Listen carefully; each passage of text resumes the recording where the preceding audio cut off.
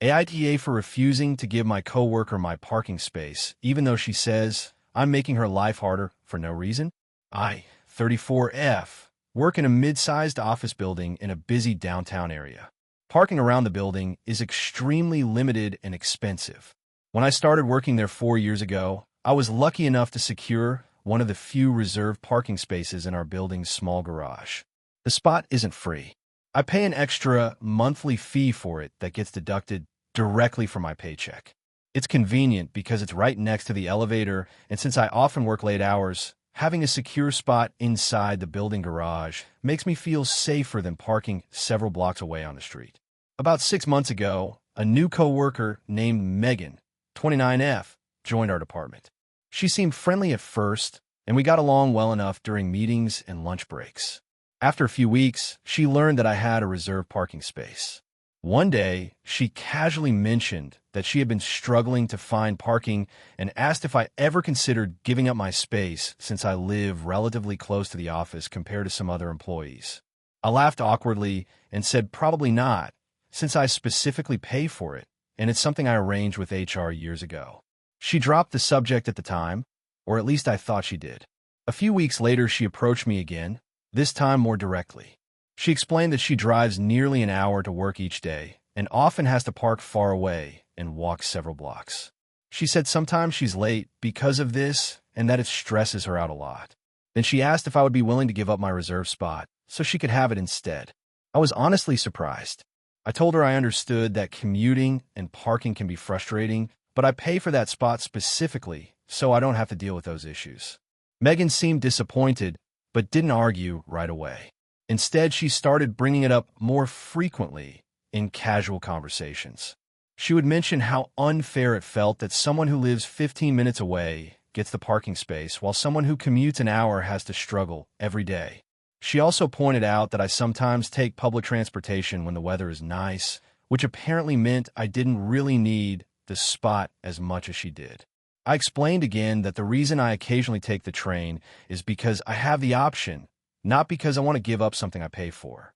I told her if she wanted a reserved space, she could talk to HR and get on the waiting list like everyone else does.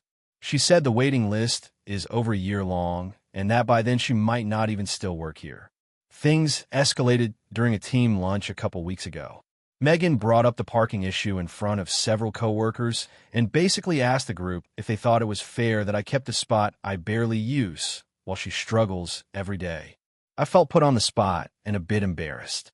Some coworkers stayed quiet, but a couple of them suggested that since I live closer to the office, maybe it would be kind of me to let her have it. I responded that the situation isn't about kindness. It's about something I pay for and arranged through the company years ago. I also said that plenty of people in our office have long commutes and parking difficulties, but that doesn't mean anyone is entitled to someone else's reserved spot. The conversation got awkward quickly, and the subject eventually changed, but Megan looked visibly annoyed. Since then, she has been noticeably colder toward me. She doesn't talk to me as much during work discussions unless it's necessary, and I've overheard her complaining to another coworker about how some people are selfish and unwilling to help others, even when it would barely inconvenience them. A couple of coworkers have gently suggested that giving her the space might improve office harmony and that I could always find street parking if needed. I've thought about it a lot, and honestly, the situation makes me uncomfortable. On one hand, I understand that commuting and parking stress can be exhausting. On the other hand, I specifically pay extra every month for this space because it makes my routine easier and safer. Giving it up would mean losing something I deliberately budget for, and I would then have to deal with the same parking issues everyone else faces. I also worry that if I give in now, it will feel less like a generous gesture and more like I was pressured into it. At the same time, the tension at work is becoming noticeable, and I don't like feeling like the villain in what seems like a relatively small issue. So AITA for refusing to give my coworker my reserved parking space, even though she says I'm making her daily commute unnecessarily difficult, and some coworkers think I should just let her have it? If you enjoyed the video, don't forget to leave a like and subscribe to the channel.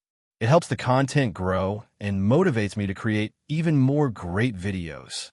Turn on notifications so you don't miss any new uploads. By the way, I'm curious. When do you usually watch my videos? While working, studying, or just relaxing at home? Let me know in the comments. I'd love to hear from you. Thank you for your support. AITA for refusing to give my sister the spare room in my house after she assumed it was hers. I, 37F, bought my house about 3 years ago after saving for nearly a decade. It is not huge, but it is comfortable. It has 3 bedrooms. My bedroom, a small office where I work remotely, and a guest room that I mostly use for visiting friends or family. I'm proud of the house because I worked extremely hard to afford it on my own. I also value having my own space since I spent most of my 20s living with roommates. My younger sister, Katie, 33F, has always had a more chaotic lifestyle. She changes jobs often, moves frequently, and tends to make decisions without much long-term planning. We get along well enough, but I've often felt like she expects other people to help clean up the consequences of those decisions. Our parents have helped her many times with rent or bills, and I've helped occasionally too, but I've always tried to keep boundaries so I wouldn't become her permanent safety net. A few weeks ago, Katie broke up with her long-term boyfriend. They had been living together in his apartment for almost 2 years. The breakup apparently happened suddenly after a big argument. Because the apartment lease was under his name, she had to leave fairly quickly. She called me crying and told me what happened. I felt bad for her, and I tried to comfort her on the phone. At no point during that call did I offer my house as a place to stay. I mostly listened and suggested she stay with one of her friends temporarily or maybe look for a short-term rental while she figured things out. She seemed calmer by the end of the call, so I assumed she had a plan. 3 days later, she showed up at my house with 2 large suitcases and a couple of storage bins in the back seat of her car. I was honestly confused when I opened the door. She immediately said something like, "I'll just put these in the guest room, and we can talk about how long I'll need to stay." I stopped her and asked what she meant. She looked surprised and said she assumed she could stay with me for a while since I have a spare room, and she had nowhere else to go. Apparently, our mother had told her that I have plenty of space and would probably let her stay as long as she needed. I told her I was sorry about her situation, but that I never agreed to her moving in. I explained that my office takes up one of the bedrooms because I work from home full-time and the guest room is not meant to be a long-term living space.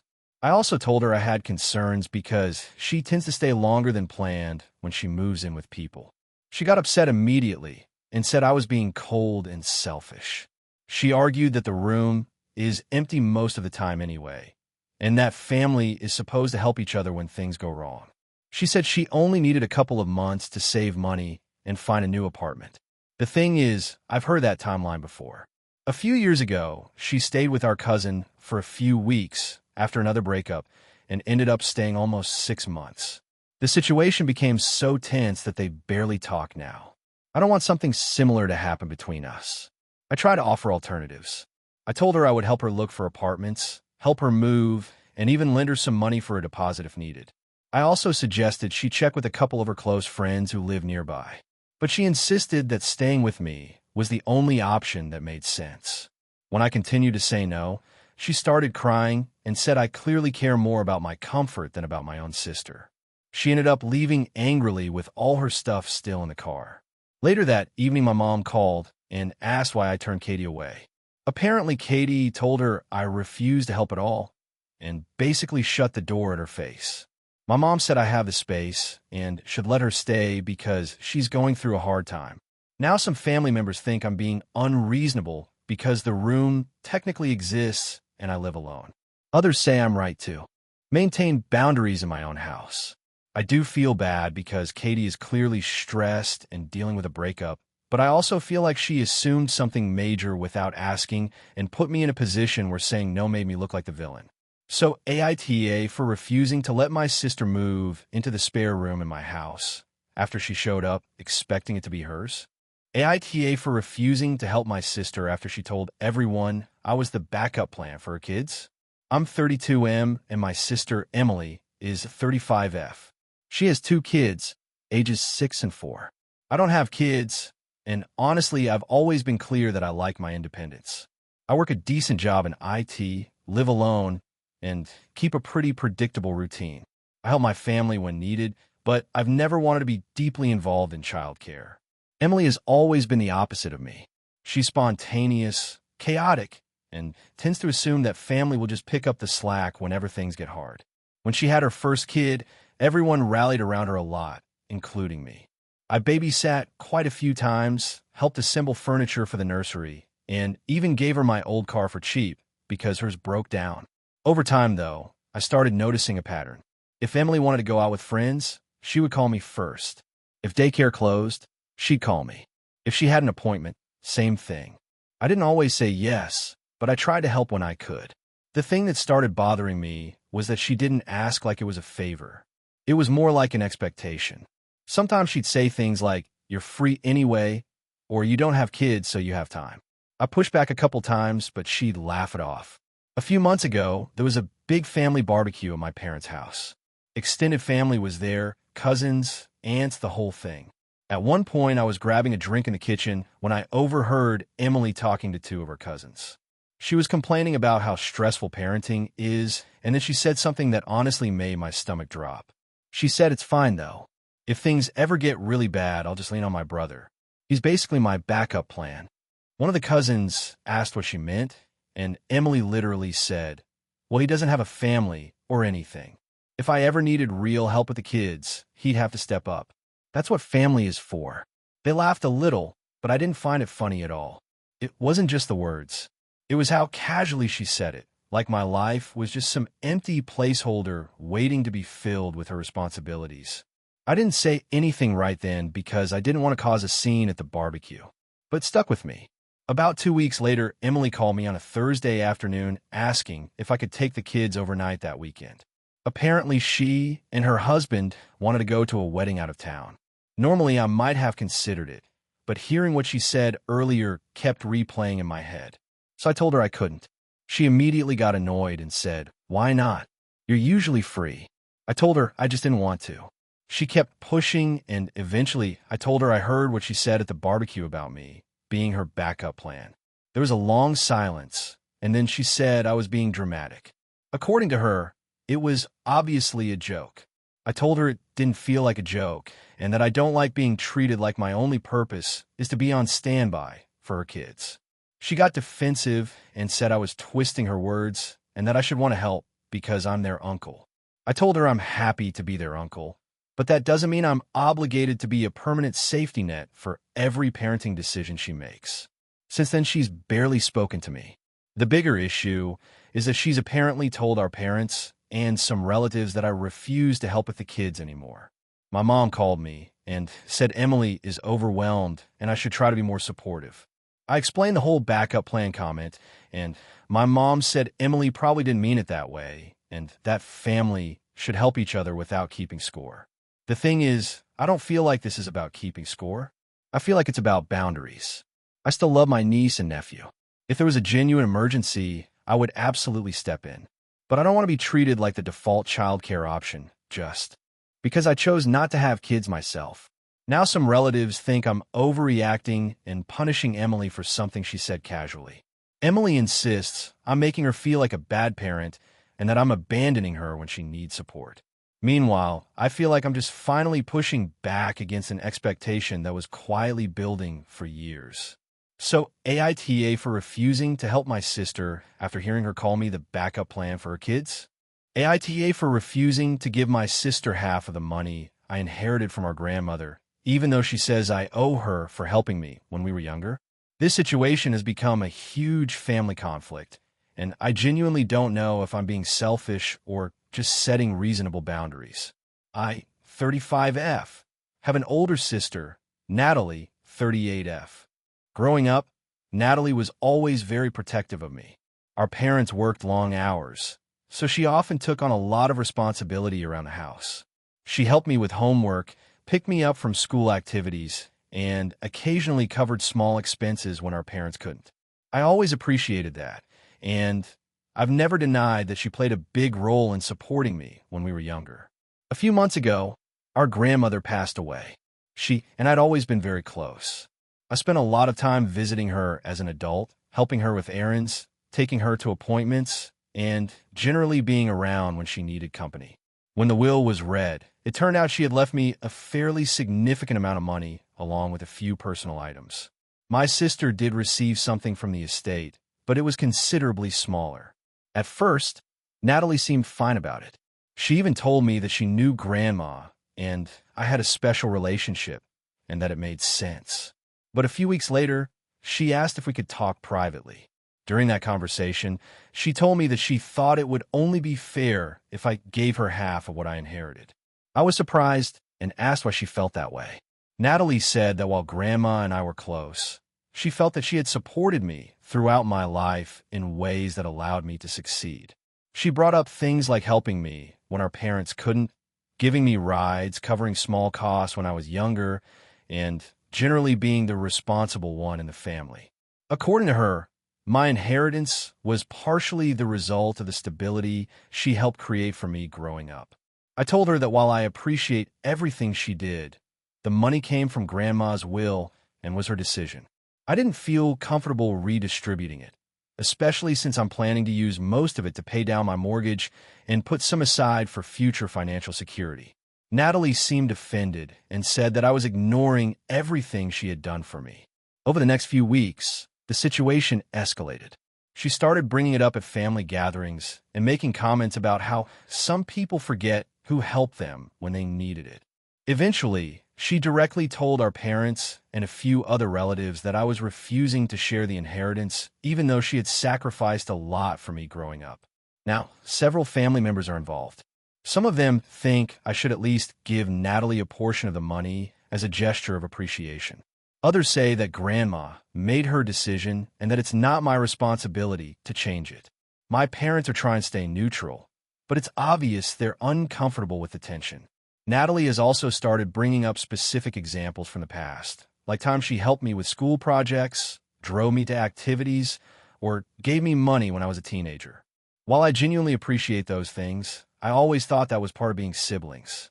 I've also helped her in various ways as adults, like watching her kids when she needed childcare and helping her move twice in the last few years. What makes this harder is that Natalie insists this isn't about greed. She says it's about fairness and recognition. According to her, the inheritance represents a kind of payback for all the support she gave me earlier in life. She also says that if our roles were reversed, she would absolutely share the money with me. At the same time, I feel like giving her half would set a strange precedent. The money came from our grandmother's choices, and I don't think it's my place to override that. I'm also uncomfortable with the idea that past family support creates some kind of lifelong financial obligation. Recently, Natalie told me that my refusal has permanently changed how she sees our relationship. She says she feels used and unappreciated, and that she's reconsidering how much effort she puts into our family dynamic going forward. Hearing that honestly hurt, because I never wanted this to damage our relationship. At the same time, I feel like giving in just to keep the peace would mean accepting the idea that I owe her money for things that happened years ago, many of which I thought were just normal parts of being siblings. Now the situation has reached the point where family gatherings feel tense, and several relatives have started asking me privately why I won't just share the money to resolve the conflict. I keep wondering if I'm being stubborn or if my boundaries are reasonable. So AITA for refusing to give my sister half of the inheritance I received from our grandmother, even though she believes I owe her for everything she did for me growing up. AITA for refusing to switch bedrooms with my roommate after she decided she wanted the bigger one. I, 29F, live in a 2-bedroom apartment with my roommate Jenna, 27F. We moved in together about a year ago after both of us were looking for more affordable housing. The apartment is nice, but the bedrooms are different sizes. One room is noticeably bigger and has a large window and more closet space, while the other is smaller and faces the back alley. When we first toured the apartment together, we agreed that whoever took the bigger room would pay slightly more rent each month. I volunteered to take the bigger room and pay the extra amount, and Jenna said she was fine with that because she wanted to save money. For the past year, everything has been fine. I pay about $150 more per month for the larger room, and Jenna has the smaller one. We both signed the lease with this arrangement, and there were never any complaints. I've spent money setting up my room the way I like it. I bought a bigger bed, shelves that are mounted on the wall, and a desk that fits perfectly in the corner near the window. It feels like my space, and I've put effort into making it comfortable. About 2 months ago, Jenna started working from home full-time after her company changed its policy. Her bedroom is smaller and doesn't have as much natural light, so she started using the living room as a workspace during the day. At first, this wasn't a big deal, but over time she began complaining that the living room setup was inconvenient and that she wished she had more space in her room for a proper desk. One evening, she asked me if I would consider switching bedrooms with her. I was surprised and asked why she suddenly wanted to change things after a year. She said that since she now works from home every day, the bigger room would make a huge difference for her productivity and comfort. She pointed out that I go into the office most days and therefore don't spend as much time in my bedroom during the day. I told her I understood why she wanted more space, but I didn't think switching rooms was fair. I reminded her that we agreed on the arrangement before we moved in and that I pay more rent specifically for the larger room. I also explained that moving all my furniture and wall-mounted shelves would be a hassle and might damage the walls. Jenna said she would be willing to start paying the higher rent instead if we switched. On paper, that might sound reasonable, but it still didn't feel fair to me. I've already invested time and money into making the room work for me. I also chose the apartment partly because I knew I would have that space. Moving everything to the smaller room would mean rearranging or even replacing some furniture. After that conversation, Jenna became more persistent. Over the next few weeks, she kept bringing it up, usually mentioning how difficult it was to work in such a small room. She started pointing out that I'm barely home during the day and that the bigger room would benefit her more. I tried to be sympathetic, but told her my answer hadn't changed. Things got awkward about 3 weeks ago when she brought the issue up in front of some mutual friends who were visiting our apartment. She explained the situation and asked them if they thought it was fair that I kept the bigger room, even though she worked from home now. One of them said that since Jenna uses her room more often, it might make sense for her to have the larger one. Another said it seemed reasonable if she paid the higher rent. I felt uncomfortable being put on the spot like that. I explained again that the room arrangement was part of our original agreement and that I pay extra for it. I also said that if circumstances change, it doesn't automatically mean the agreement should be rewritten. Since that night, Jenna has been noticeably frustrated with me. She's made comments about how some people refuse to compromise even when situations change. She also occasionally works loudly in the living room and sighs dramatically when I walk through, which makes the atmosphere tense. I try to think about possible compromises. I offered to help her rearrange the living room to make a better workspace or even split the cost of a nicer desk setup. I also suggested she could move some of her furniture around to create more room in her bedroom.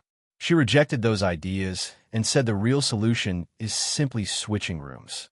At this point, the tension is making our living situation uncomfortable, but I still feel like giving up the room would mean undoing an agreement we both made willingly. I also worry that if I give in now, it will feel like I was pressured into it rather than making a genuine compromise. So AITA for refusing to switch bedrooms with my roommate, even though she says her work-from-home situation makes the bigger room more necessary for her now. AITA for refusing to cancel my vacation after my sister scheduled her wedding during the same week. I, 34F, have been planning a vacation with my partner for almost a year. We both work pretty demanding jobs and rarely get the chance to take extended time off, so this trip was something we were really excited about. It's a 2-week trip overseas that we saved for, carefully planned, and already paid for months ago. Flights, hotels, tours, and transportation are all booked and mostly non-refundable. My younger sister, Megan, 30F, got engaged earlier this year. Everyone in the family was very happy for her, and I was excited to support her during the wedding planning process. From the beginning, she told us the wedding would probably happen sometime next summer, but she didn't have a specific date yet. When she mentioned that, I told her about the vacation we had already booked and even sent her the exact dates we would be gone. She said that shouldn't be an issue because she was still figuring everything out. A few months passed, and we didn't hear anything about a wedding date. Then about 3 weeks ago, Megan called a family group chat and excitedly announced that she had chosen a venue and finalized the date. The problem was that the wedding date is right in the middle of the exact week we will be abroad. At first, I thought maybe she forgot about my trip, so I reminded her that I would be out of the country during that time. I expected she might say she'd see if the venue had another date available or at least acknowledge the conflict. Instead, she said she remembered, but that the venue she wanted only had 2 dates left this year, and the other one didn't work for her fiancé's family. I told her I understood that planning a wedding is complicated, but changing our vacation would be extremely difficult. The flights alone were expensive and non-refundable, and the rest of the trip was built around those dates. Canceling would mean losing thousands of dollars and months of planning. She said that while she understood it would be inconvenient, a wedding is a once-in-a-lifetime event, and a vacation can always happen later. She told me she assumed I would just cancel or reschedule the trip because being there for her wedding should be more important. I explained that it wasn't just a matter of choosing one over the other. Rescheduling would be extremely expensive and possibly impossible because of our work schedules. My partner already used most of his available vacation time for this trip, and getting those weeks approved again later this year might not even be possible. Megan got really upset and said I was basically telling her that a vacation mattered more to me than her wedding. I tried to explain that this trip had been planned and paid for long before she chose the date, and that I had even told her about it months earlier. She said she thought I would adjust my plans because family should come first. Now the situation has spread through the family. My parents think I should cancel the trip and attend the wedding, even if it costs money, because it's my sister's big day. A few relatives have told me I'll regret missing it forever and that vacations can always be rescheduled. On the other hand, some friends say it's unfair for Megan to expect me to cancel something I planned a year in advance, especially since I warned her about the dates. They think she should have at least discussed it with me before locking in the venue if it mattered that much for me to attend. Megan has also started telling people that I'm choosing a holiday over her wedding, which makes me look really selfish when the story is simplified like that. I do feel bad because I genuinely want to be there for her, but at the same time, I feel like I'm being asked to sacrifice a huge amount of money in a trip we've been anticipating for a long time. I've even suggested possible compromises, like attending virtually for part of the ceremony or celebrating with them when we get back. But Megan says it's not the same, and that family should be physically present at a wedding. She told me that if I miss it, it will permanently affect how she sees our relationship. So now I'm stuck feeling guilty, while also feeling like the situation could have been avoided if she had just considered the dates I told her about earlier. AITA for refusing to cancel my long-planned vacation to attend my sister's wedding that was scheduled during the same week. AITA for refusing to give my sister the family room in my house after she announced she was moving in without asking. I, 31F, bought my house 3 years ago after working ridiculous hours and saving for almost a decade. It is not huge, but it is the first place I have ever owned, and I am very proud of it. It has 3 bedrooms. One is mine, one is a guest room, and the third is what I call the family room. It is basically a cozy space with a sofa bed, a desk, bookshelves, and a TV where my nieces and nephews hang out when they visit. It is also where I work from home sometimes. My sister Claire, 35F, has 2 kids, ages 8 and 10. She has always struggled financially and tends to jump between apartments when rent goes up. I have helped her before by babysitting, sending groceries, and even paying a utility bill once when things got really tight. I love my nieces and nephew, and I have always tried to support them however I can. 2 weeks ago, Claire called me, sounding very stressed. Her landlord apparently sold the building, and a new owner raised the rent more than she could afford. She said she had about a month to figure something out. I told her I was sorry she was dealing with that, and suggested she look into a few housing programs in her city. A few days later, my mom called and casually asked when Claire and the kids would be moving into my house. I thought she was joking. I laughed and said that was definitely not happening. My mom sounded confused and said Claire told everyone she would be staying with me temporarily until she got back on her feet. This was the first time I heard about it. I immediately called Claire and asked what was going on. She said she assumed I would help because I have all that extra space. She said the kids could take the family room and she could use the guest room. According to her, it would only be for a few months. I told her that was a huge decision and she never even asked me. She got defensive and said she didn't think it would be a big deal since we were family. I explained that I work from home and that the family room is part of my workspace. I also said that having 3 more people living here full-time would completely change my daily routine. She told me I was being selfish and reminded me how much the kids love coming over. I told her visits are different from living here. The situation escalated when she came over last weekend with the kids to talk it out. During the conversation, she started measuring the family room with her phone and talking about where the kids' bunk bed would go. I stopped her and said she needed to stop planning because I had not agreed to anything. Claire got really upset and said she had already told the kids they would be staying here. My niece even asked me which side of the room she would get. I felt horrible, but I told them that nothing had been decided. My sister started crying and said she had nowhere else to go. She kept pointing out that my house has 3 bedrooms and that I live alone. She said it was cruel to make the kids move schools just because I didn't want to give up a room I barely use. I told her it is not just a room. It is my home and my space. I said she should have asked me before telling everyone she was moving in. My mom and aunt are now involved, and they both think I'm being unreasonable. Their argument is that families should help each other and that I am fortunate enough to own a house. My mom even suggested that I move my office setup into my bedroom so the kids can have the family room permanently while Claire figures things out. What bothers me the most is that nobody asked me. They all just decided that my house would be the solution. Claire has now stopped speaking to me unless it is through short text saying things like, "I hope you're happy making the kids homeless." I know that is not exactly fair, but it still makes me feel guilty. At the same time, I worked really hard for this house, and I value my independence and privacy. I'm not comfortable suddenly becoming a household of, for people, possibly for an unknown amount of time. Part of me wonders if I should just let them stay for a while to keep the peace, but another part of me feels like giving in would mean I have no boundaries at all. So AITA for refusing to give my sister the family room and telling her she cannot move into my house after she already told everyone she was going to. AITA for refusing to let my parents move into the house I bought, even though they insist it was always supposed to be the family home. I, 34M, recently bought my first house after years of saving. It is nothing huge or fancy, just a 3-bedroom house in a quiet neighborhood. But it took me almost 10 years of careful budgeting, working overtime, and skipping a lot of luxuries to make it happen. Owning a house was always one of my biggest goals because growing up my family moved constantly due to financial issues.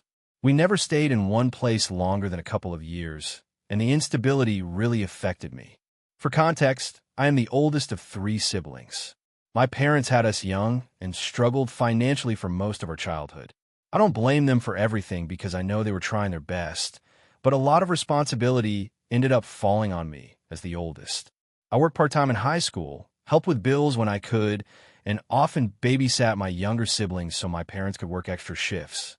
Because of this, I moved out pretty quickly after finishing school and tried to build stability on my own.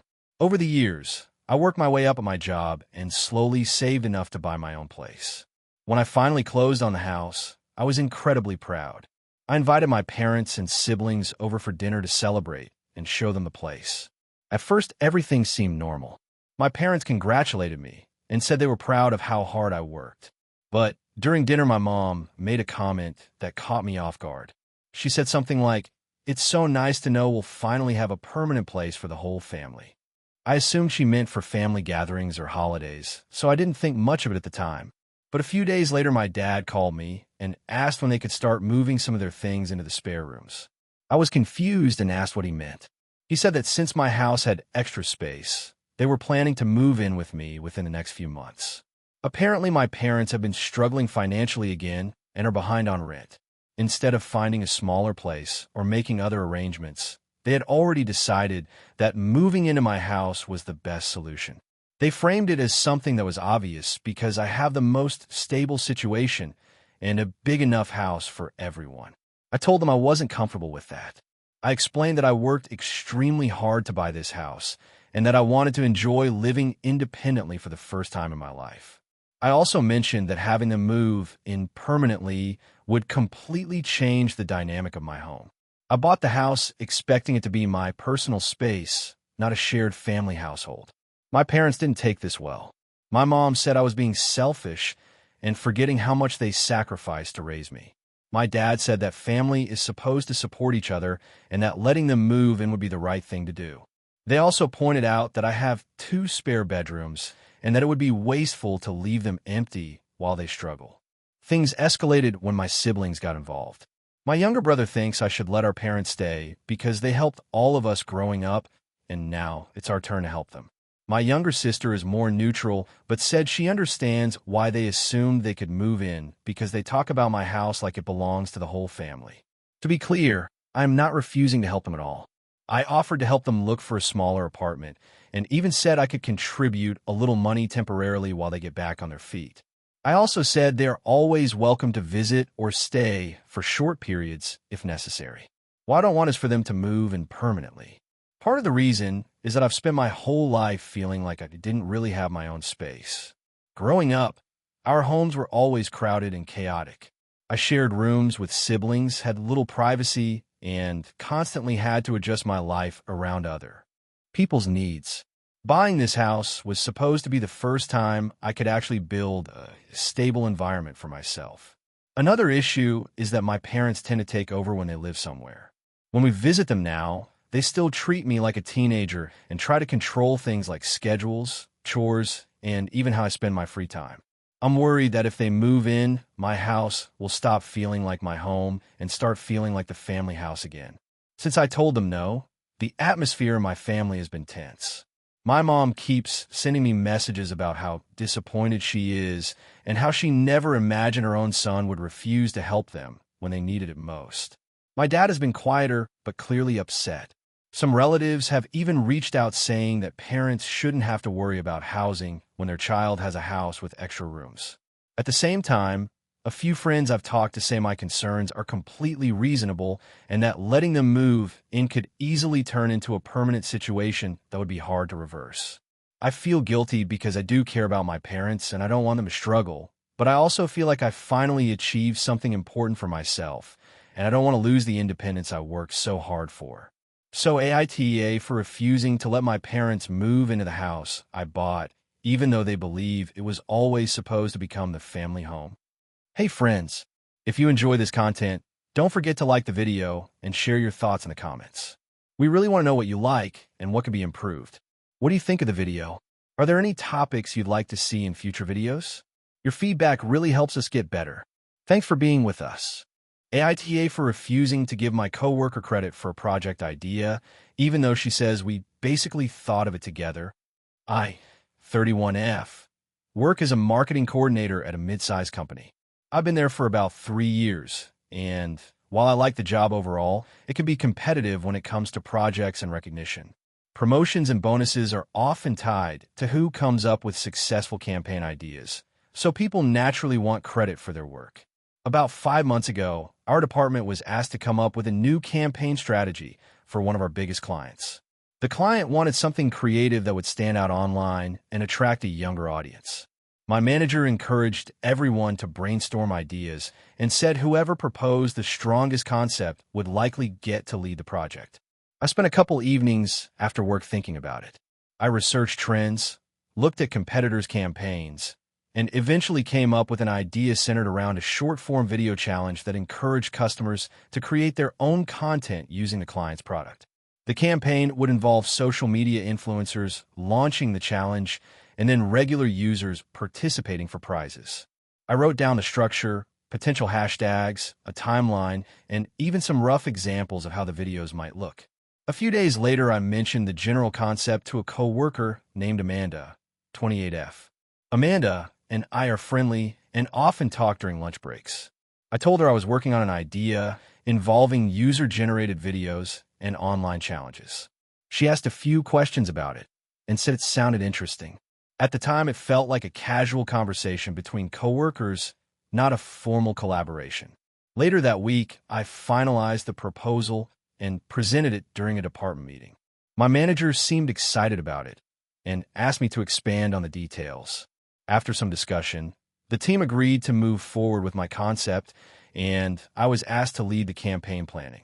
I was really happy because this was the first time I had been given full responsibility for a major project like this. The problem started a few days after the meeting. Amanda came up to me and said she felt like she should also get credit for the idea because we had discussed it together before I presented it. I was confused because our conversation had mostly been me explaining the concept to her, not the two of us building it from scratch. She said that by asking questions and giving feedback during that conversation, she helped shape the idea. I told her I appreciated the conversation, but didn't think it counted as co-creating the concept. I had already done the research and planning before I mentioned it to her, and the final proposal was written entirely by me. Amanda seemed annoyed by that response and said I was minimizing her contribution. She insisted that the campaign wouldn't have been the same without her input. Over the next couple weeks, the issue didn't go away. Amanda began telling other coworkers of the campaign was something we had brainstormed together. I started hearing people refer to it as their idea, which made me uncomfortable. When I confronted Amanda about it, she said she wasn't lying because we had talked about it before the meeting. Things became more awkward during a project update meeting with our manager.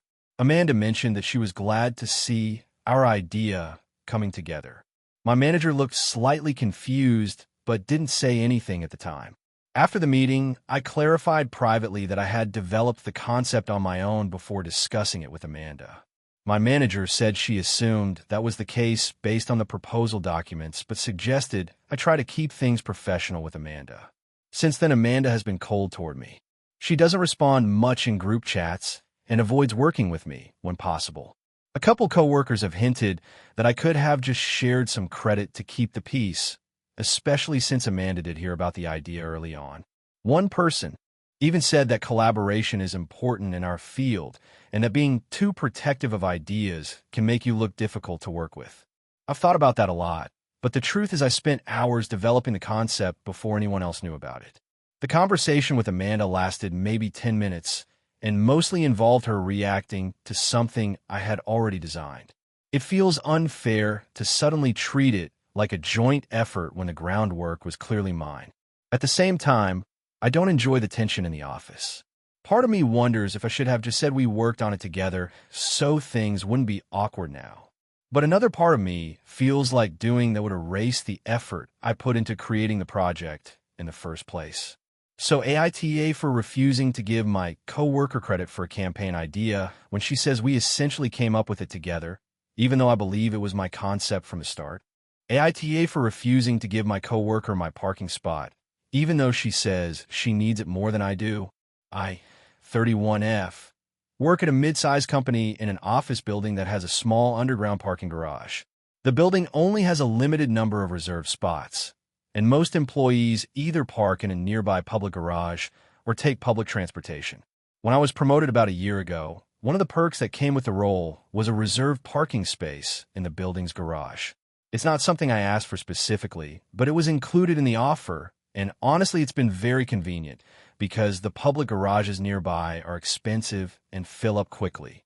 Recently, we hired a new employee, Jenna, 29F, who works in the same department as me. She's very friendly, and we get along well enough at work. A few weeks after she started, she asked if I was the one who had parking spot number 14 in the garage. I said yes and didn't think much of it.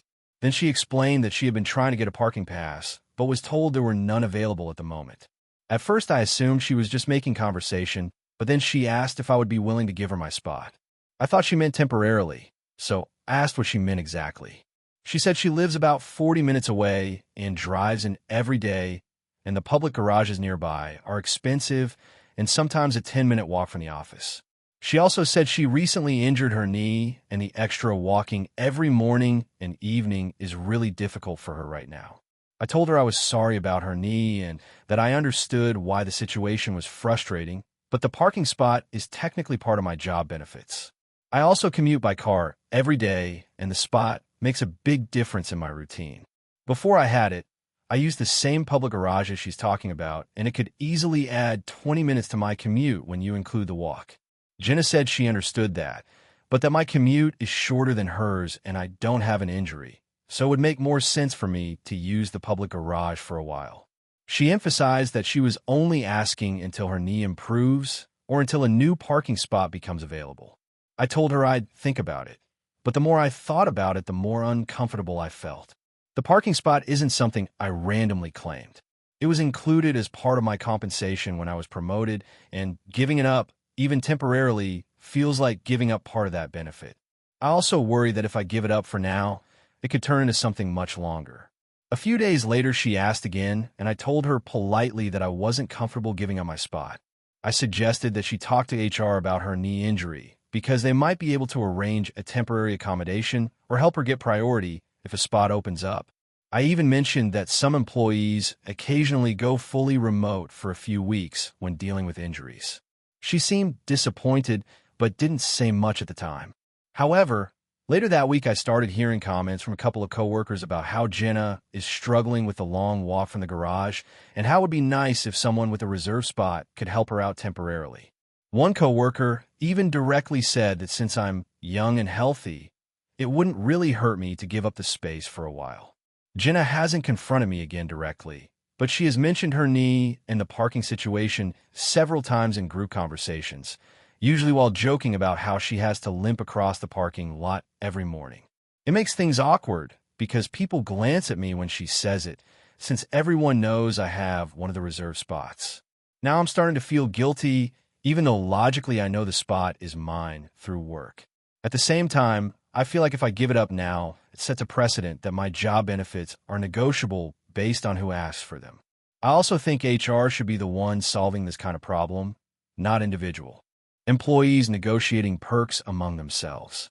Some of my friends say I should just let her use the spot for a few weeks because it's the kind thing to do. Others say it's unreasonable for a coworker to ask for something that's part of my compensation package and then indirectly pressure me when I say no.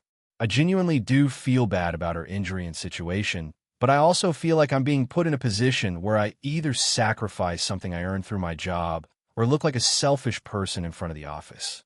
So, AITA for refusing to give my coworker my reserved parking spot, even though she says she needs it more right now. AITA for refusing to give my sister the house our parents left me because she needs it more. I, 32M, grew up with my younger sister, 29F, in a small 3-bedroom house that our parents bought before we were born. It's not a mansion or anything, but it's in a really good area where housing prices have gone crazy in the last decade. Our parents always joked that the house would probably be worth more than anything else they owned by the time we were adults. Unfortunately, both of them passed away within 2 years of each other. It was rough for both of us. When the will was read, it turned out that they left most of their savings split evenly between us, but the house itself was left entirely to me. The reason wasn't random. I had been living with them for the last 5 years of their lives and taking care of a lot of things around the house. My dad had health problems, and my mom had mobility issues later on, so I handled repairs, appointments, bills, and most of the day-to-day stuff. My sister had already moved to another city with her husband and visited maybe 3 or 4 times a year. My parents told me a couple times before they died that they planned to leave the house to me because I had been the one maintaining it and because they knew I couldn't afford to buy something similar on my own. My sister and her husband both have higher-paying jobs than I do and had already bought a condo together. When the will was first read, my sister didn't say anything negative about it. She actually said she understood because I'd been the one living there and helping them. We split the money in their accounts, and things were civil. The problem started about 6 months later. The housing market where we live exploded even more, and suddenly the house was worth a lot. Like a lot more than anyone expected. My sister and her husband started talking about wanting to move back to our hometown because it's closer to both of their workplaces now. At first, she asked if I'd consider selling the house and splitting the profit with her. I told her I didn't want to sell because this is literally the only home I have, and I'm finally financially stable living here. My mortgage is basically just the remaining property tax and maintenance costs. She then suggested that she and her husband move into the house instead because they want to start a family and need the space more. Their condo is a 2-bedroom, and they think it will feel cramped with kids. I said no again. This is my home, and I've lived here for years. I'm not moving out so someone else can use it. That's when the guilt trip started. She began bringing up how she's the younger sibling and how our parents would have wanted the house to help the grandkids someday. She also said that just because the will said the house was mine doesn't mean it was fair. Her husband got involved too and basically told me that keeping the house to myself is selfish because I'm single and don't need 3 bedrooms. They even proposed that I move into their condo and they'd move into the house, which makes 0 sense to me because their condo is in a busier area and would make my commute worse. Plus, it's smaller and not my home. Things escalated during a family dinner a few weeks ago when my sister said that I'm benefiting from caretaker favoritism. She said the only reason I helped our parents so much is because I live there rent-free, and that if she'd known the house was on the line, she might have made different choices. That honestly hurt a lot because I didn't help our parents for a reward. I did it because they were my parents and they needed help. Now she's telling extended family that I'm hoarding the house while she's trying to start a family. A couple relatives have said that maybe I should at least consider giving her half the value or letting them move in temporarily. But here's the thing. If I give her half the value, I'd basically have to sell the house or take out a huge loan I can't afford. And letting them move in temporarily sounds like a nightmare because I know it would turn into a permanent situation. From my perspective, our parents made a clear decision in their will. I didn't pressure them into it, and I didn't expect it. I just happened to be the one who stayed and helped them during a difficult time. At the same time, I do feel guilty sometimes because my sister keeps saying that I'm choosing a building over family. She says the house is part of both of our childhoods and that it shouldn't belong to just one of us. I've tried suggesting compromises like helping them find a bigger place nearby or even letting them stay here short-term if they were in an emergency, but she says that's not the same as giving them the house. So now our relationship is really strained. She barely talks to me unless it's about this issue, and every conversation turns into an argument about fairness and family responsibility. I feel like I'm just respecting what our parents wanted and protecting the only stable home I have. But with the pressure from her and some relatives, I'm starting to wonder if I'm being unreasonable. AITA for refusing to give my sister the house our parents left to me because she says she needs it more. AITA for refusing to cancel my wedding venue so my sister could use it for her wedding first. I, 31F, have been engaged to my fiancé Mark, 33M, for a little over a year. We've been together for 6 years, and getting engaged felt like a huge milestone for both of us. Shortly after the engagement, we started planning the wedding. We didn't want anything extremely extravagant, but we did want something nice and meaningful for our families and friends. After months of researching venues, visiting places, and comparing prices, we finally booked a venue we both absolutely loved. It's a small countryside estate about an hour away from where most of our families live. The venue has a beautiful garden ceremony space and a small reception hall that fits about 120 guests. Booking was not easy. The place is very popular and usually booked a year or 2 in advance. We were lucky that someone had canceled a date that worked for us, so we paid the deposit immediately to secure it. Since then, we've been planning everything around that date. Invitations haven't gone out yet, but we've already booked catering, a photographer, and a florist that work closely with the venue. Here's where the problem starts.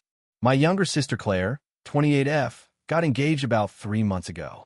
Everyone in the family was excited for her because she has been with her fiancé for a long time too. At first, there didn't seem to be any conflict because she said they were thinking about a much smaller wedding sometime next year. But a few weeks ago, she asked me for the name of my venue because she wanted to look at it for inspiration. I thought nothing of it and gave her the information.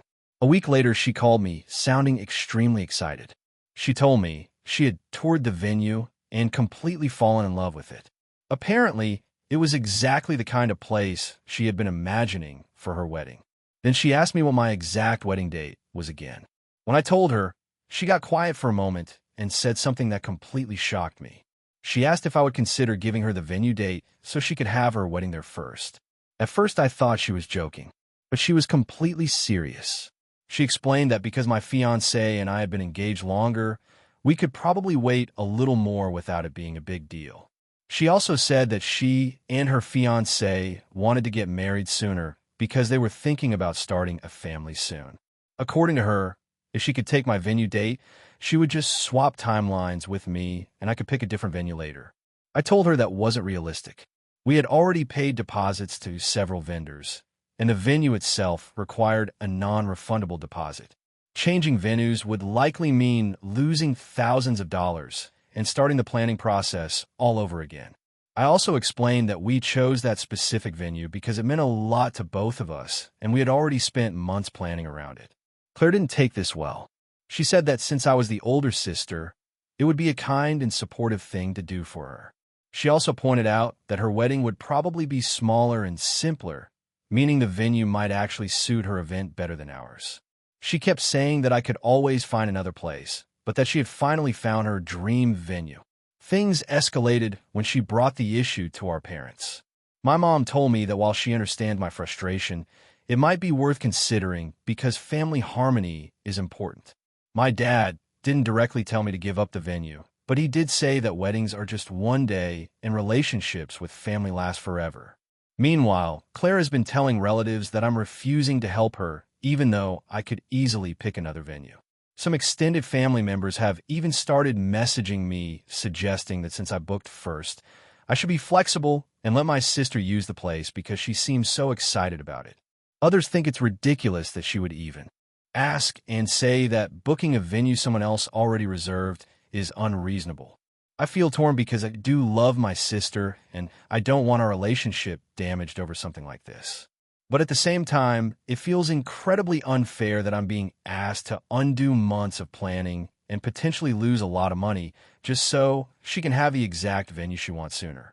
Mark is fully supportive of my decision not to change anything, but he also hates seeing how stressed I've become about the family drama.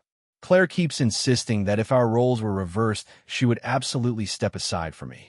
But I honestly don't believe that's true, because she's always been very determined to get what she wants once she sets her mind to something. Now the whole situation has turned into a huge family argument. Every time we have dinner together, someone eventually brings it up, and it feels like people are quietly waiting to see if I'll give in just to keep the peace. So, AITA for refusing to cancel my wedding venue reservation so my sister can have her wedding there first. AITA for refusing to let my friend stay at my apartment indefinitely after she said she needed a safe place to crash following her breakup. I, 35F, live in a 2-bedroom apartment in a major city with my partner and our cat. We've lived here for about 3 years, and while it's not huge, it works well for us. A few months ago, my friend Claire, 34F, went through a rough breakup. She had been living with her partner for 6 years, and the relationship ended suddenly. Claire called me, clearly upset, and said she didn't know where to go and asked if she could stay with me for a while until she got back on her feet. I was sympathetic and offered immediate help in a practical way. I told her she could stay for a night or two while she figured out temporary arrangements, but that our apartment isn't big enough for her to move in long term. I also offered to help her look for short-term sublets and suggested she reach out to friends who might be able to host her for a couple of weeks if needed. Claire didn't respond well to that. She started saying things like, "I thought you'd understand me, and friends don't turn people away when they're in crisis." She implied that because I live in a stable situation, I had a responsibility to offer more than just temporary assistance. I explained that while I wanted to help, our apartment is small, and having her stay indefinitely would disrupt our routines and our living space. She said I was being selfish and cold, and that my apartment should be a safe space for her, at least until she got back on her feet. Over the next week, Claire kept bringing up the idea, sometimes in person, sometimes through texts. She would mention how unsafe she felt being alone after the breakup, how she didn't have family nearby, and how the idea of couch surfing at other friends' places made her anxious. I told her again that I could only offer short-term help and that it was important for her to find something sustainable. I offered to help her search for sublets, negotiate leases, and even help cover the deposit for a temporary place if she needed. Claire's responses became more insistent and somewhat passive-aggressive. She started pointing out that other friends would have let me stay without question, and that she was disappointed in me for not being more supportive. I felt torn because I wanted to be there for her emotionally, but also didn't want to compromise my household. I live with my partner, who agreed with my boundaries, and our cat is stressed by new people in the apartment. Allowing her to stay indefinitely could disrupt everyone's routines. Mutual friends began weighing in. Some said I should just let her stay temporarily longer, at least until she find a place. Others agreed with me, saying that it's reasonable to set boundaries and that letting someone move in indefinitely without a plan could create long-term resentment. I appreciate their perspectives, but Claire's feelings and repeated insistence are making it complicated. I even tried proposing compromises. I offered that she could stay for 2 weeks maximum if she actively searched for a place and agreed to a schedule that wouldn't disrupt us. I also suggested splitting temporary Airbnb costs or even helping her fund short-term lease. She rejected all of these, saying they were too much work and that they didn't feel safe compared to staying in a friend's apartment. She insisted that a friend should provide a home without all these conditions. Since refusing to let her move in indefinitely, Claire has become distant and occasionally cold. She has made social media posts implying that some friends turn their backs when you need them most. I've tried to maintain contact, offer emotional support, and help her plan practical steps, but she seems frustrated that my support doesn't involve letting her stay long-term. I feel guilty because I do care about her and want to help, but I also know that giving in could strain my relationship with my partner, disrupt our routines, and create long-term tension. I also feel frustrated because I'm offering alternative forms of support that I believe are sustainable and responsible, yet she interprets any limitation as a personal slight. So, AITA for refusing to let my friend move in indefinitely after her breakup, even though she says I'm being cold and some friends think I should compromise. I want to support her, but I cannot sacrifice my household stability, my partner's comfort, or my cat's well-being. I am trying to help her find a safe and sustainable solution, but any refusal seems to be interpreted as betrayal. I hope there's a way to help her emotionally and practically without letting her move in, but right now, standing firm feels like the only responsible choice. AITA for refusing to let my childhood friend stay at my apartment after she got evicted. I, 35F, have a childhood friend, Emily, 34F, who I've known since we were 6. We grew up in the same neighborhood, went to the same schools, and spent nearly every summer together. Our friendship has always been close, though our adult lives have gone in very different directions.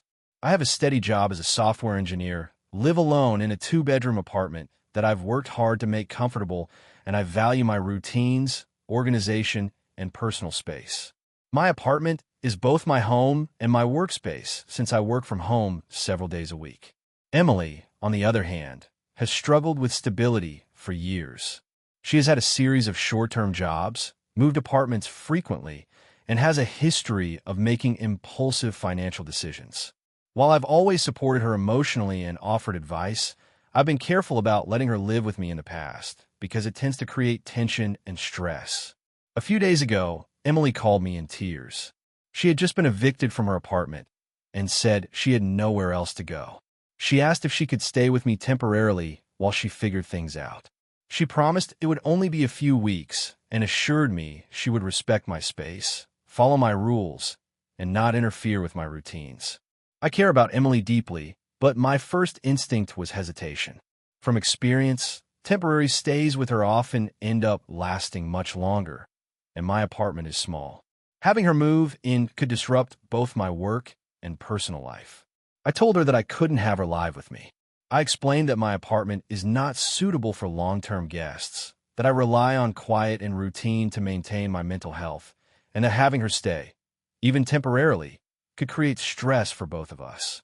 I offered alternatives, helping her find a short-term rental or Airbnb, assisting with her apartment search, contacting friends who could host her for a night or two, or helping with a deposit for temporary housing. I emphasized that my refusal wasn't about not caring, but about maintaining boundaries and ensuring I could support her without compromising my own life. Emily did not take it well. She accused me of being selfish and uncaring, saying I was prioritizing my comfort over her well-being. She argued that close friends are supposed to help each other during crises, and that I was the only person she could rely on. I reminded her that refusing to let her stay doesn't mean I don't care. It just means I'm trying to support her responsibly. She insisted that nothing else would be enough and continued to pressure me. Over the next few days, Emily began contacting me constantly, sending long messages multiple times a day describing her situation and asking if I'd changed my mind. Her messages made me anxious and stressed, and my work and sleep started to suffer. I tried to respond politely, reiterating the alternatives I could offer, but it didn't seem to help. I considered compromise. I thought about letting her stay one night or allowing her to store some belongings temporarily while she searched for another place. But even short-term arrangements could quickly become extended, and her history of overstaying temporary accommodations made me worry that it could turn into a long-term problem. I also worried about the emotional consequences. Emily is highly emotional when stressed, and having her in my apartment could easily lead to tension, passive-aggressive behavior, or arguments, potentially damaging our friendship permanently.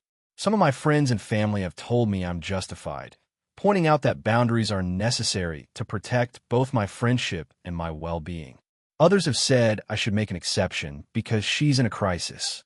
I understand both perspectives, but I also know from past experience that compromise in my home for someone else's emergency often leads to months of stress, disrupted routines, and tension in relationships. Emily's insistence has started affecting my relationships with mutual friends. Some have asked why I haven't helped her, implying that I'm being unsupportive. This makes me feel guilty, even though I know logically that my refusal is about protecting my home, work, and mental health. I've helped her search for temporary housing, offered financial assistance for short-term lodging, and provided guidance on apartment hunting, yet she still interprets my refusal as rejection. So, AITA for refusing to let my childhood friend stay at my apartment after she got evicted? I want to support her in meaningful ways without compromising my home, routines, and mental health. I've offered alternatives, compromise, and guidance, but she continues to insist I'm being cold and selfish.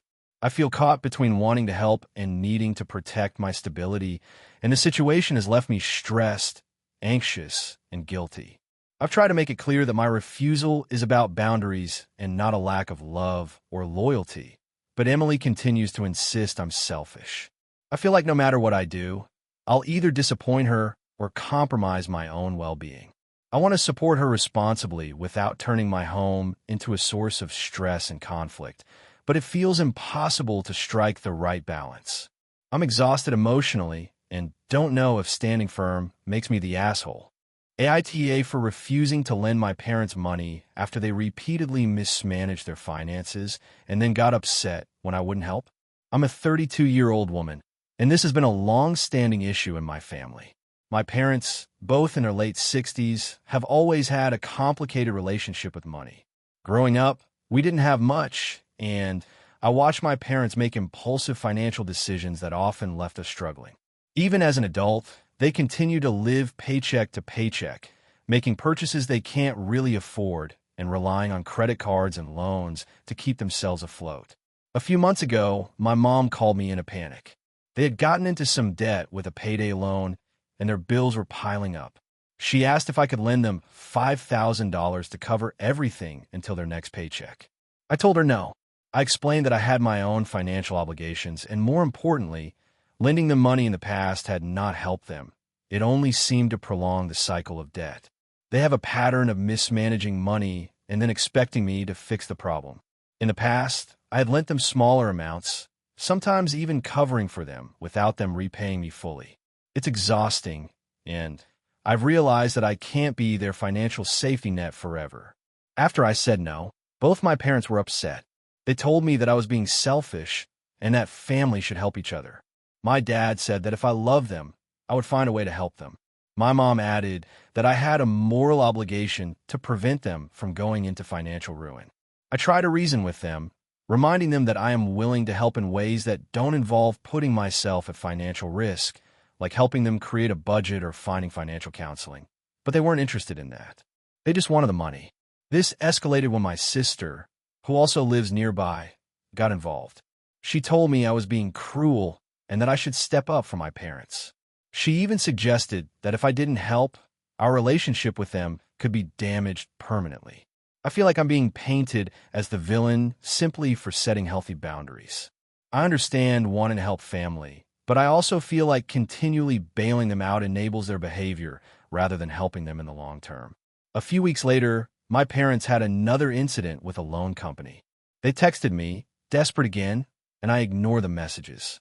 When I finally answered, I reiterated that I cannot give them money and suggested they seek assistance from local resources, such as nonprofit financial counseling, senior assistance programs, and community loans that have lower interest rates. They responded with anger, saying I was heartless and that I was turning my back on them. The emotional pressure was intense. They even said they might have to go to court to force me to help because they thought they had some moral claim on me as their child. I know that's not legally enforceable, but it added to the guilt trip. To complicate matters, I recently purchased a home and am saving aggressively for my own future, including retirement and possible children. Lending $5,000 or more could jeopardize those plans and put me in a difficult financial position. My friends tell me I'm doing the right thing by establishing boundaries, but I can't shake the feeling that I'm betraying my parents. Every time I talk to them, they accuse me of being ungrateful for all they've done for me. I do appreciate them. I truly do. But I also recognize that enabling their financial recklessness isn't a form of gratitude. Some people in my extended family think I should help them, just this once, to prevent them from hitting rock bottom. I feel like that's a slippery slope. If I give in once, it's likely I'll be expected to continue bailing them out indefinitely. At the same time, seeing them struggle and being accused of cruelty is emotionally draining. I've tried to compromise by offering non-monetary help, such as helping them find jobs too, supplement income, assisting with bill organization, or showing them budgeting apps, but they reject these suggestions. They seem to want a quick fix, not a long-term solution. I've reached the point where I avoid calls and texts from them when it comes to money because I don't want to be manipulated or guilted into giving them cash. I feel terrible about it, but I also feel a strange sense of relief when I maintain my boundaries. My friends and colleagues admire me for standing firm, but my parents and sister act like I've become the villain overnight. I'm struggling to reconcile my love for my family with the need to protect my financial stability and mental health. I know some will say that family should help each other regardless of circumstances. I get that perspective, but I also believe that part of love and responsibility involves teaching accountability. If I continue to give them money, I'm not helping them. I'm just delaying the inevitable consequences of their decisions. I want them to learn financial responsibility, but every time I refuse, they claim I'm abandoning them. It's exhausting to be trapped in this cycle, where I'm either seen as a hero or a villain based solely on whether I provide cash. So, AITA for refusing to lend my parents money, knowing they are in financial trouble, but refusing because I believe it would enable harmful behavior and jeopardize my own stability. I love them and want them to be okay, but I also can't sacrifice my future to fix problems they have repeatedly created themselves. AITA for refusing to let my cousin live with me after she asked for a place to stay because of financial struggles. I, 36F, live in a 2-bedroom apartment in the city with my partner and our dog. The apartment is cozy, but works well for us. I pay all the bills on time and have my finances in order, and we've made this space comfortable for our daily lives. About a month ago, my cousin Rachel, 34F, reached out saying she had been evicted from her apartment due to unpaid rent and needed somewhere to stay. She asked if she could move in with me for a while until she got back on her feet. I was sympathetic but cautious. I explained that my apartment isn't large enough for her to live here indefinitely and that having someone move in long term would disrupt our routines. I offered alternatives, helping her find a short-term rental, assisting with a deposit, helping her negotiate a payment plan with her landlord, or even letting her stay for a night or two while she figured out next steps. I emphasized that I wanted to help, but there are limits to what I could offer without putting my household at risk. Rachel didn't take this well. She told me that family is supposed to help each other in times of crisis, and that I was being selfish for not immediately offering a place to stay. She said she had nowhere else to go and that she felt abandoned. I reminded her that while I care about her and want to help, Letting her move in long term would create stress in my home and could strain my relationship with my partner. She argued that my discomfort shouldn't matter when she was in need. Over the next couple of weeks, Rachel continued to bring up the topic. She sent long texts describing her struggles and said that friends she asked for help couldn't accommodate her, implying that I was her last hope. She made comments like, "I can't believe you wouldn't do this for me, and if you really loved your family, you'd help me." I tried to stay calm and explain that helping her in practical ways, like finding a temporary rental or assisting with finances for short-term lease, was still meaningful support. She dismissed all of these suggestions as inconvenient or insufficient. The tension started affecting other family members. My aunt called me to say that Rachel was upset and that I should just let her stay to avoid family conflict. Some cousins agreed, saying it would be a kind gesture. Others understood my position, noting that inviting someone into a home indefinitely without clear boundaries can lead to resentment and stress. This conflicting advice made me feel even more pressured. I even proposed compromises. I suggested that she could stay for a weekend while I helped her find temporary housing, or that I could help pay part of short-term sublet if she needed it. She rejected both options, insisting that only living in my apartment would solve her problem and that anything else was too complicated. She implied that because I have financial stability, it's my responsibility to accommodate her immediately. Since I refused, Rachel has been distant and cold. She has made social media posts about family members who don't step up when you need them and turn their back in times of crisis, which I know refer to me. I've tried to maintain contact and continue offering guidance and emotional support, but she interprets any limit as rejection. I feel guilty because I want to be there for her, but I also know that allowing her to move in could disrupt my household routines, affect my relationship with my partner, and create long-term tension. I've been trying to help in ways that are sustainable and practical, but Rachel insists that anything short of letting her stay is insufficient. I also feel frustrated because I'm offering concrete solutions, yet she frames any refusal as moral failing or selfishness. So, AITA for refusing to let my cousin move in after being evicted, even though she says I'm being cold and selfish, and some family members think I should compromise. I want to support her and help her get back on her feet, but I cannot sacrifice my household stability and my own well-being. I'm trying to help her in responsible and meaningful ways, but right now, any refusal is seen as betrayal.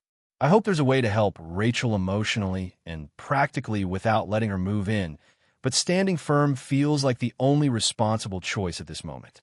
Thank you for watching until the end. If you enjoyed this video, don't forget to like and subscribe to the channel so you won't miss new videos also. Leave a comment. I'd love to hear your thoughts. Your support and engagement mean a lot to me. See you in the next video.